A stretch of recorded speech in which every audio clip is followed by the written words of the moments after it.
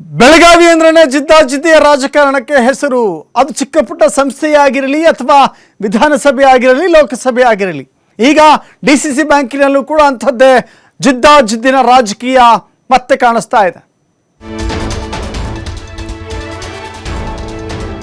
ಕತ್ತಿ ಹಾಗೂ ಸವದಿ ಆಪ್ತರ ಕೋಟೆಗೆ ಬಾಲಚಂದ್ರ ಜಾರಕಿಹೊಳಿ ಮತ್ತು ಟೀಮ್ ಪ್ರವೇಶ ಮಾಡಿದೆ. ಬೆಳಗಾವಿ ಜಿಲ್ಲೆ ರಾಮದುರ್ಗ ಕ್ಷೇತ್ರದಲ್ಲಿ ಡಿಸಿಸಿ ಬ್ಯಾಂಕಿನ ಫೈಟ್ ಆರಂಭವಾಗಿದೆ. ಶಾಸಕ ಬಾಲಚಂದ್ರ ಜಾರಕಿಹೊಳಿ, ಅಧ್ಯಕ್ಷ ಅಣ್ಣಾ ಸಾಹೇಬ್ ಜೊಲ್ಲೆ ಎಂಟ್ರಿ ಆಗಿದ್ದಾರೆ. ಹುಕ್ಕೇರಿ ಅಥಣಿ ಬಳಿಕ ಈಗ ರಾಮದುರ್ಗ ಕ್ಷೇತ್ರ. ರಾಮದುರ್ಗ ಕ್ಷೇತ್ರದಲ್ಲಿ ಕಾಂಗ್ರೆಸ್ಸಿನ ಅಶೋಕ್ ಪಟ್ಟಣ್ ಶಾಸಕರಾಗಿದ್ದಾರೆ. ರಾಮದುರ್ಗ ತಾಲೂಕಿನ ಕೃಷಿ ಪತ್ತಿನ ಸದಸ್ಯರ ಮಹತ್ವದ ಸಭೆಯನ್ನ ಕೈಗೊಂಡಿದ್ದಾರೆ.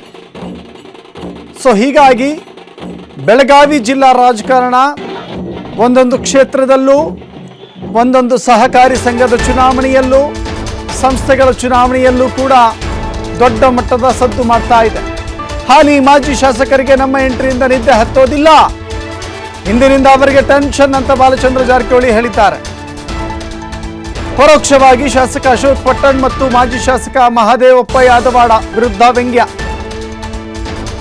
ಸವದಿ ಕತ್ತಿ ಬಣದಲ್ಲಿ ಗುರುತಿಸಿಕೊಂಡಿದ್ದಾರೆ. ಹಾಲಿ ಮಾಜಿ ಶಾಸಕರು ಜಾರಕಿಹೊಳಿ ಬೆಂಬಲಿತ ಅಭ್ಯರ್ಥಿಯನ್ನ ಸೋಲಿಸಿದ್ರು, ಡಿಸಿಸಿ ಬ್ಯಾಂಕ್ ಚುನಾವಣೆಯಲ್ಲಿ ಸೋಲಿಸಿದ್ರು ಅಶೋಕ್ ಪಟ್ಟಣ್ ಮತ್ತು ಯಾದವಾಡ.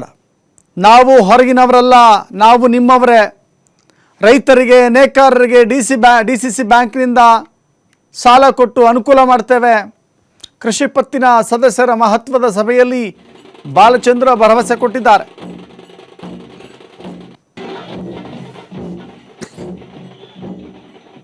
ಯಾವ ಬಗ್ಗೆ ನೇಕಾರ ಸಾಲ ಬಗ್ಗೆ ಹೇಳಿದಾರೋ, ನೇಕಾರ ಸಾಲ ಹೆಚ್ಚು ಮಾಡಿ ಕೊಡ್ಬೇಕಂತ ಹೇಳಿ ಅದೊಂದು ಅದರ ಪ್ರಸ್ತಾವ ಕೊಟ್ಟಿದ್ದಾರೆ.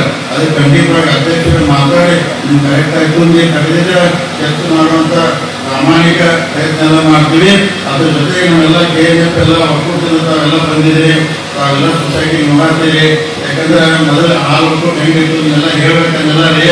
ಯಾಕಂದ್ರೆ ಮೊದಲು 25 ದಿವಸ 30 ದಿವಸ ಎಲ್ಲ ಬಿಲ್ಗಳು ಬರ್ತಿದ್ವು. ಈಗ ಕರೆಕ್ಟಾಗಿ 10 ದಿವಸ ರೈತರಿಗೆ ಬಿಲ್ ಹೊಂದಿದಾವೆ. ಹೇಳಿದ್ರೆ ಕರೆಕ್ಟಾಗಿ 10 ದಿವಸಕ್ಕೆ ನಿಮ್ಗೆ ಹಾಲಿನ ಬಿಲ್ ಬರ್ತಾವೆ. ಆ ವಿಧಿ ಚಲೋ ನಡೆಸ್ತೀವಿ. ಮುಂದಿನ ದಿನ ಅಂದ್ರೆ ಇನ್ನೂ ಭಾಳ ಪುಸ್ತಕವಾಗಿ ಡೈರಿ ನಡೆಸ್ತೀವಿ. ರಮೇಶ್ ಅಂಜಿಗೇರಿನೂ ಬರಬೇಕಾಯ್ತು, ಅವ್ರ ಕೂಡು ಬೀಳಲ್ಲ ಜಿಲ್ಲೆಗೆ. ಮತ್ತಷ್ಟು ಮಾಹಿತಿ ನಮ್ಮ ಪ್ರತಿನಿಧಿ ಶ್ರೀಧರ್ ನೀಡ್ತಾರೆ. ಶ್ರೀಧರ್, ಈ ಹಿಂದೆ ರಾಜರು ಇರ್ತಾ ಇದ್ರು, ರಾಜರು ಒಂದೊಂದೇ ಸಾಮಂತರನ್ನ, ಒಂದೊಂದೇ ಆಡಳಿತ ಪ್ರದೇಶಗಳನ್ನ, ಚುಕ್ಕಾಣಿಗಳನ್ನ, ಅಧಿಕಾರ ಚುಕ್ಕಾಣಿಗಳನ್ನ ಹಿಡಿತಾ ಹೋಗ್ತಾ ಇದ್ರು. ಒಂದ್ ರೀತಿ ಬೆಳಗಾವಿ ಎನ್ನುವ ಸಾಮ್ರಾಜ್ಯದಲ್ಲಿ ಜಾರಕಿಹೊಳಿ ಬ್ರದರ್ಸ್ ಹಾಗೆ ಮಾಡ್ತಾ ಇದ್ದಾರೆ ಅಂತ ಕಾಣಿಸ್ತಾ ಇದೆ.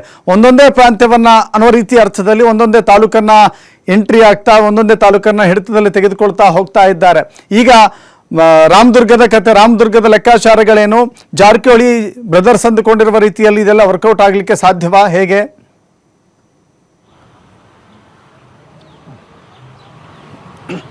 ದಸರತ್ ಬೆಳಗಾವಿ ಡಿಸಿಸಿ ಬ್ಯಾಂಕ್ ಚುನಾವಣೆಯ ಫೈಟ್ ಏನಿದೆ, ಆ ಫೈಟ್ ಜಿದ್ದಾಜಿದ್ದು ಮತ್ತೆ ಮುಂದುವರೆದಿದೆ ಅಂತ ಹೇಳ್ಬೋದು.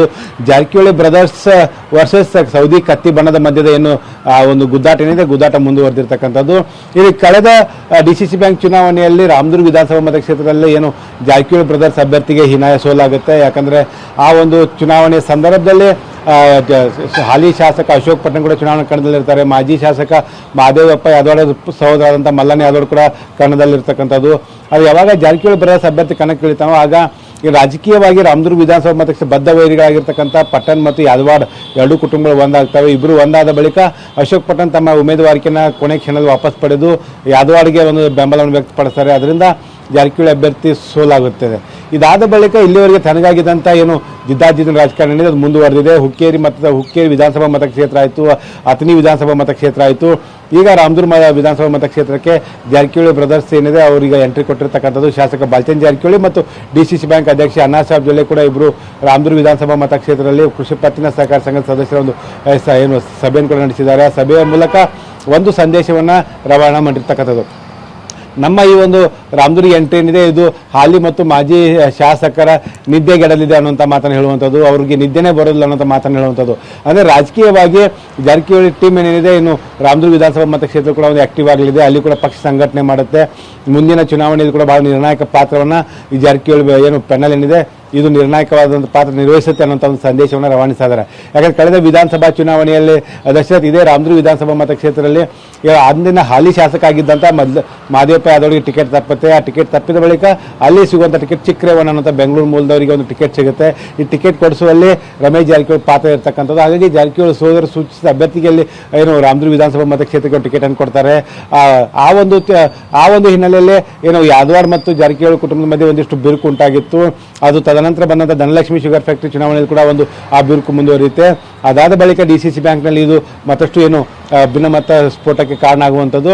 ಸದ್ಯ ಈಗ ಯಾದವಾಡ ಮತ್ತು ಪಟ್ಟಣ್ ಏನು ಎರಡು ಕುಟುಂಬ ಏನಿದೆ ಈಗ ಜಾರಕಿಹೊಳಿ ಸೋದರ ಪ್ಯಾನಲ್ ವಿರುದ್ಧ ಈಗ ಒಂದಾಗಿದ್ದಾರೆ ಅಂತ ಹೇಳ್ಬೋದು.